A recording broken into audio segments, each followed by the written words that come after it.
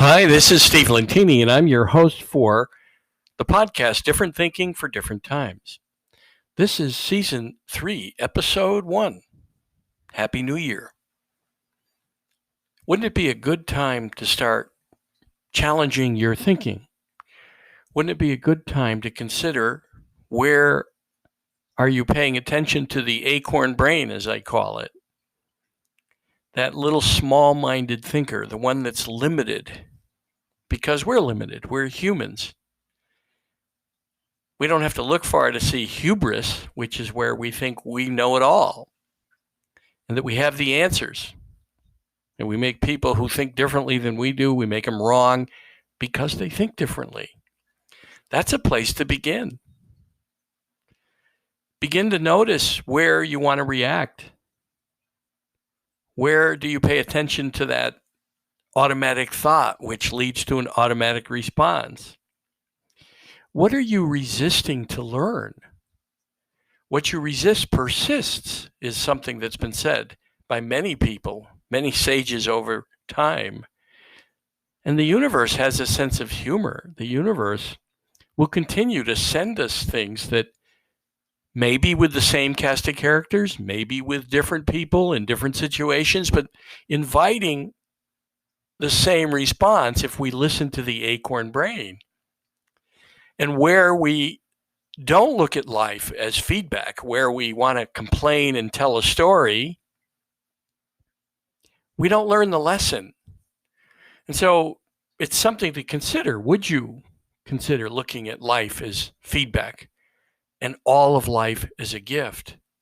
And especially the difficult moments and difficult people that we all encounter. And I don't have all the answers. I'm on the same journey myself.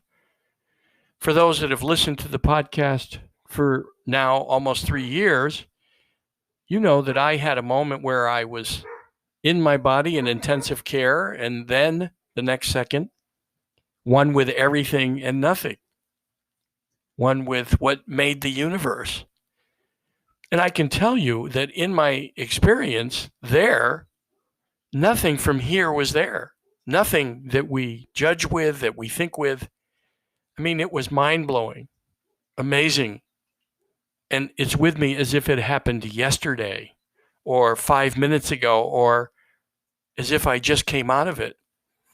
And fascinating, I've learned how to get back to it by just being in the moment and accepting life as it shows up, as Eckhart Tolle says.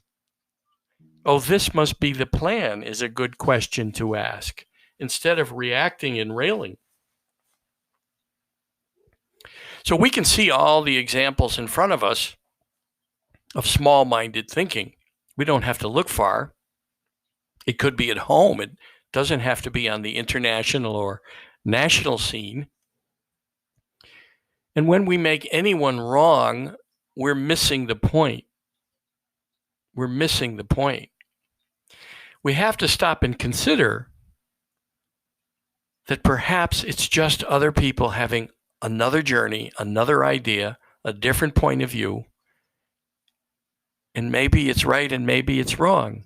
If you've heard the old Sufi tale, maybe good, maybe bad, who knows? Maybe right, maybe wrong, who knows? So I'm just going to spend this year encouraging people to think differently, as I have been in all the previous podcasts. And I'd love to interview people. I have a few that have now reached out and would like me to interview them. So you'll be hearing from other people, hearing me ask them questions about their different points of view. And remember the question, is it small-minded thinking? Could you expand into the limitless? Where we come from? We come from something amazing. You have to take my word for it unless you pass to the next, what's next, as I call it, tonight, or even after you listen to this, or maybe you won't get to the end of it, maybe as you listen to it, and I wish you a long life. And we don't end. We move from this to that. We go from this to what's next. And that's really what we should call it if you've been listening. to the podcast, you know that's how I feel.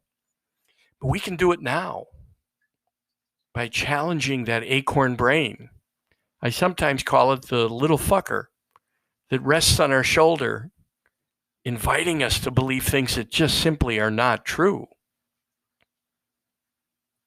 So, Happy New Year. Start to ask yourself some questions. Questions are a great way to grow. Question yourself, question your thinking. Socrates used to talk about it. In fact, they call it the Socratic method today. Questioning yourself. And where can you rise higher? How can you leave everyone and everything a little better than you find them? Where can you make your life an experiment? By changing yourself. Perhaps an experiment that proves we have an invisible partner walking with us through life, whatever you call it, whether you call it God or the goddess or the divine or the Mashua, the Abraham, the Christ, the Mohammed. It doesn't matter what you call it, the Buddha, the Brahma. It had no name, which is hard for a lot of people to think about because most of us, including me until that moment, on November 18th, 2002, I used my acorn brain to judge everything. We need that acorn brain here, though, so that we can overcome it and learn and grow. And for what's next, you'll just have to take my word for it. But experiment, too. You can prove to yourself that you live in a miracle. Start on that journey. I'll be talking about how to prove that to yourself and what experiments to do. Because once you prove it to yourself, you own it. And I can say, even with all the work I've done, the acorn brain, I have to continue to do the work because once I achieve something, once something shows up from nowhere, from me just thinking about it and experimenting with how I can manifest something greater, how can I make a difference in someone's life, etc., by asking myself all these questions and doing a few experiments, I've proven, in fact, that I have a partner that wants me to expand and grow. And it doesn't make my life perfect. There are things that have occurred that are here to teach me other things, like forgiveness or learning how to grieve over a loss. And then there are all the moments of joy that I expand into. And what I've proven to myself is that I do live in a miracle. And again, the hubris, the human part of me, the acorn brain, has me taking it for granted, and I notice I have to start the experiment again, which is wonderful. It doesn't end. It's a journey. Would you take it? Would you use 2021 to prove to yourself that you live in a miracle, that you have a god or a goddess or the divine or the universe or a life partner, a life force partner working with you? You know, we have electricity and gravity and many things that are invisible living in a universe, and we know they're there. I mean, after all, would you stick a fork in an electrical outlet just to prove that there's electricity? It's there behind the wall plate. If you don't have anything plugged into it, you wouldn't stick a fork in. Hopefully, you'll plug in a lamp and turn it on. That'll prove to you that electricity is behind the plate. But the same thing with universal laws. We're often the fork in the universal outlet because we want things faster or quicker or differently, or we're angry because someone thinks differently than we do, and we're railing against the present moment, things as they are. We're fighting it. So consider it. Again, it's up to you to prove it to yourself. Don't take my word for it. And if I ever tell you on one of these podcasts that I found the way, run away.